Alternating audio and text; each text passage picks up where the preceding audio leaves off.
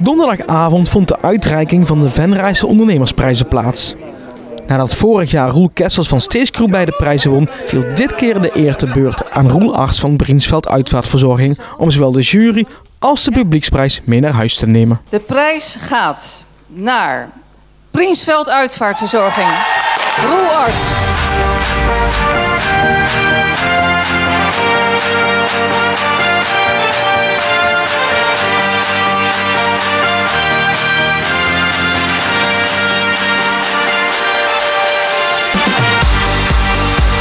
De winnaar van de allereerste Venray-Boet publieksprijs is Brinsveld Uitvaartverzorging Roel Arts.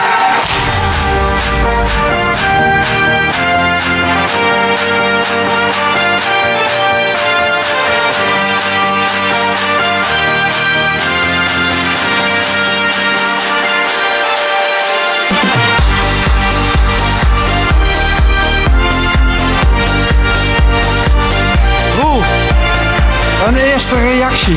Ja, geen woorden voor, echt. Dankjewel allemaal voor dat jullie mijn verhaal in ieder geval geloofden. En, Dat was allemaal gelogen. Maar het kwam ook recht in mijn hart. En, nee, maar het is wel mooi om je verhaal te kunnen doen. Ik zei al, het hele traject voor deze avond is al super mooi om mee te maken. En dat is mijn podium geweest en dit is dan de kers op de taart. Heel mooi. Dus, dankjewel. Arts, dames en heren. Dankjewel. Alweer een Roel. Ja, alweer een Roel. Ja, wel leuk, want ik ken Roel natuurlijk supergoed. En we zeiden dit jaar toen ik genomineerd werd, toen zeiden we al voor de grap tegen elkaar, als jij ze ook allebei wint, dan gaan we uit eten. Dus dat gaan we doen. Ja, hoe lang zijn de voorbereidingen? Hoe lang ben je er al mee bezig? Ja, ik ben eigenlijk begonnen op het moment toen ik genomineerd werd. Dan ga je meteen natuurlijk nadenken van hoe wil ik mezelf op het podium verkopen en hoe ga ik mijn verhaal vertellen. Ja, dus daar ben ik wel lang mee bezig geweest. Ja. Hoe vind je het om zo in de picture te staan? Ja, ik ben meestal niet zo van in de picture staan.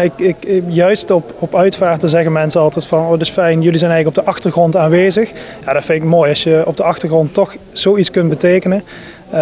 Maar goed, op dit moment is het natuurlijk mooi dat je hier je podium krijgt en in de spotlight staat.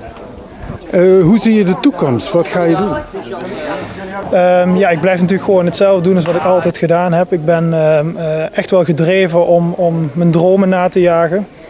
Onder andere dus het stukje van kinderen betrekken bij het afscheid nemen. Dat vind ik een hele belangrijke.